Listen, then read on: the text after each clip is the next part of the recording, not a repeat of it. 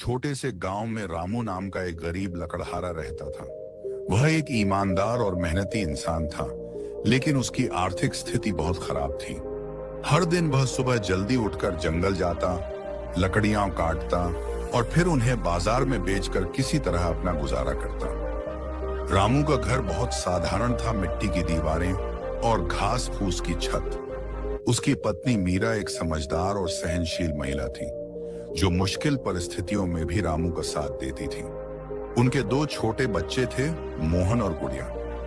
रामू चाहता था कि उसके बच्चे अच्छे स्कूल में पढ़ें और उनका भविष्य उज्जवल हो, लेकिन गरीबी की वजह से वह उन्हें अच्छी शिक्षा नहीं दिला पा रहा था। रामू दिन रात मेहनत करता, लेकिन उसकी कमाई इतनी कम थी कि मुश्किल से घर का खर्च चलता। हर दिन उसे जंगल में जाकर लकड़ियां काटनी पड़ती थी, फिर उन्हें सिर पर रखकर बाजार तक ले जाना पड़ता था। यह काम बहुत कठिन था और उम्र बढ़ने के साथ उसका शरीर भी कमजोर होने लगा था। एक दिन जब वह बाजार में लकड़ियां बेचने गया, तो वहां के एक व्यापारी ने उसकी लकड़ियों के बदले बहुत कम पैसे दिए। रामू निराश हो गया। उसने दुखी होकर सोचा, मैं इतनी मेहनत करता हूं, फिर भी मेरी जिंदगी में कोई सुधार क्यों नहीं आता? शायद मेरी किस्मत ही खराब है। घर लौटते समय वह बहुत उदास था। रास्ते में उसे गांव के एक बुजुर्ग महात्मा जी मिले। वे बहुत ज्ञानी और अनुभवी व्यक्ति थे और गांव के लोग उनकी बहुत इज्जत करते थे। महात्मा जी ने रामू को उदास देखकर पूछा, क्या हुआ बेटा, इतने दुखी क्यों हो? रामू ने अपना पूरा दुखड़ा सुना दिया। उसने कहा, बाबा जी, मैं दिन रात मेहनत करता हूं, लेकिन फिर भी मेरी गरीबी दूर नहीं होती। मेरी किस्मत ही खराब है। महात्मा जी मुस्कुराए और बोले, बेटा, तुम्हारी समस्या मेहनत की नहीं बल्कि सोच की है। सिर्फ मेहनत करने से ही कुछ नहीं होता, बल्कि सही दिशा में मेहनत करना जरूरी होता है। अगर तुम अपनी सोच बदलोगे और चीजों को नए तरीके से देखने की कोशिश करोगे, तो तुम्हें सफलता जरूर मिलेगी। रामू ने आश्चर्य से पूछा, पर बाबा जी, मैं और क्या कर सकता हूं? मेरे पास तो सिर्फ लकड़ियां काटने का हुनर है।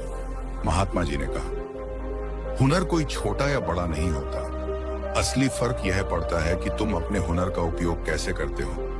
अगर तुम अपनी लकड़ियों को ऐसे ही बेचते रहोगे, तो तुम्हें कम दाम ही मिलेंगे, लेकिन अगर तुम उनमें कुछ नया जोड़ दोगे, तो तुम्हें उनका मूल्य भी ज्यादा मिलेगा। रामू इस बात को ठीक से समझ नहीं पाया, लेकिन उसने महात्मा जी की सलाह मानने का फैसला किया। अगले दिन से रामू ने अपनी सोच को बदलने की कोशिश की।